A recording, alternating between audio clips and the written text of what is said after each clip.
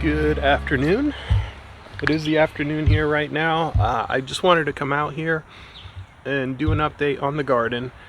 We just had a really heavy rain, so I wanted to show kind of what the garden looks like after we get some downpour, especially when you have relatively established plants. Right now we're in the middle of summer. Things are starting to really heat up.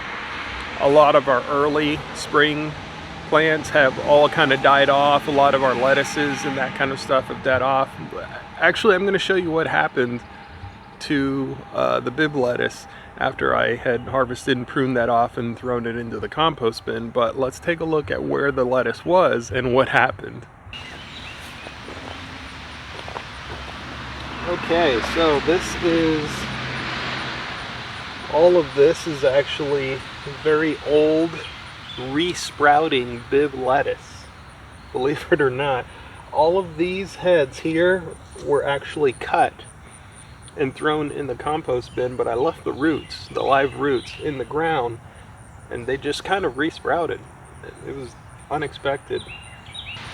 I can't really eat any of this because it's all very bitter. I'm kind of just leaving it in the ground because any living root is going to provide sugars for the soil, and it's going to help create a richer soil for the next growing season, or maybe in the fall. It depends if I have time to put anything here. If I don't, that's okay. We can cover it up and get it ready for next spring. Alright, as you can see, this is where our broccoli used to be. So I've cut all of this back here, and we are starting back at ground zero for that entire row, or grocery store aisle, I guess you could say. The sweet peppers have been growing really nice, except I have been getting a lot of bug pressure on those as well. The summer is always a really tough time to try to get anything to grow. The Roma tomatoes have taken over that center aisle. I have kind of given up on them, so we're just gonna grow jungle tomatoes this season. I didn't prune them at all. I didn't expect them to go this wild, but you know what? We'll just see what happens. We're just gonna play it fast and loose this season.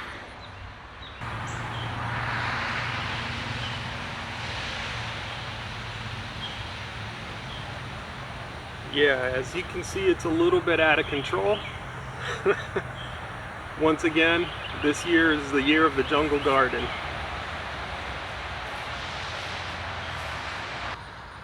I don't want to disturb it too much because I can hear the bees working in there. It's really hard to see what's going on. First of all, I don't want to get stung. Second of all, I don't want to interrupt the good work that they're doing. So I'm going to let them continue to work. But we'll see if we can sneak a peek at what happens when you have nice, rich, established cucumber plants like this and you get a really heavy rain. It's actually quite surprising. Do you see it yet?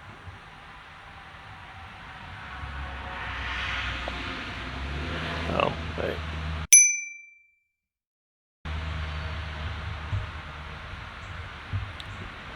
Look at that. I don't think the camera does it justice of how big that thing is. Let me see if I can get in there without getting bit.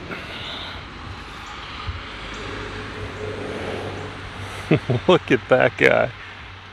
He wasn't there a day ago or two. I swear, he was about the size of this guy right here, which is smaller than you know, a finger. And you get a couple of heavy rains and they just explode.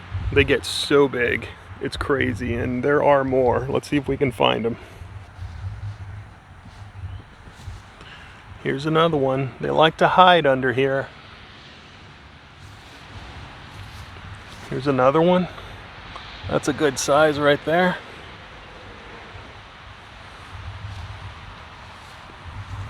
Here are more that are getting ready to swell up any day now. And those guys are all over the place. If you keep looking here, you'll spot more. There's one there, one there. You see flowers everywhere. If I look up here, got another one right here. More flowers, more flowers. They've really been growing pretty fierce. You just see all those little spots of yellow in there, and every single one of those has the chance of becoming another cucumber.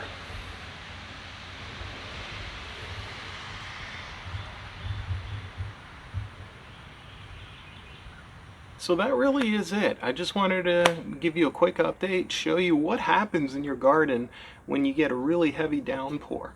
One of the things to consider also is this, if you get a lot of thunderstorms in your area, that's kind of a good thing actually, because what you're getting is free nitrogen. Nitrogen helps green up your grass, green up your vegetable garden. It helps plants grow. It's an essential nutrient to the development of a lot of our plants that we enjoy. And it's a critical element if we're talking about creating enough greenery, especially for vining plants, enough greenery to then allow a lot of those flowers to start to bud. And then from those flowers, of course, we begin to get fruit. Now, especially with cucumbers, when we do get these very heavy rains, not only are we getting that free nitrogen from those thunderstorms, we're also getting nutrients from the soil that's being released by that moisture, allowing the plant to soak that up. And cucumbers themselves are very thirsty plants, especially when they're fruiting.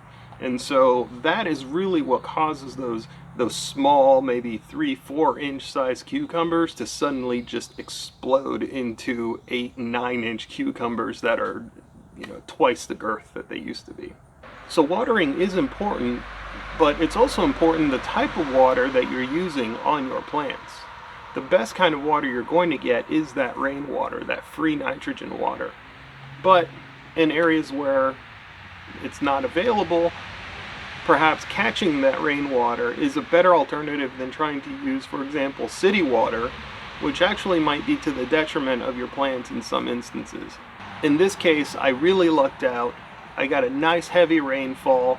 It watered the entire garden. Everything's really starting to green up. I even have some weeds that are greening up in the garden that need to get some pulling, so I'm going to go ahead and start that now. And as always, you guys be good to each other, and I'll see you on the next one.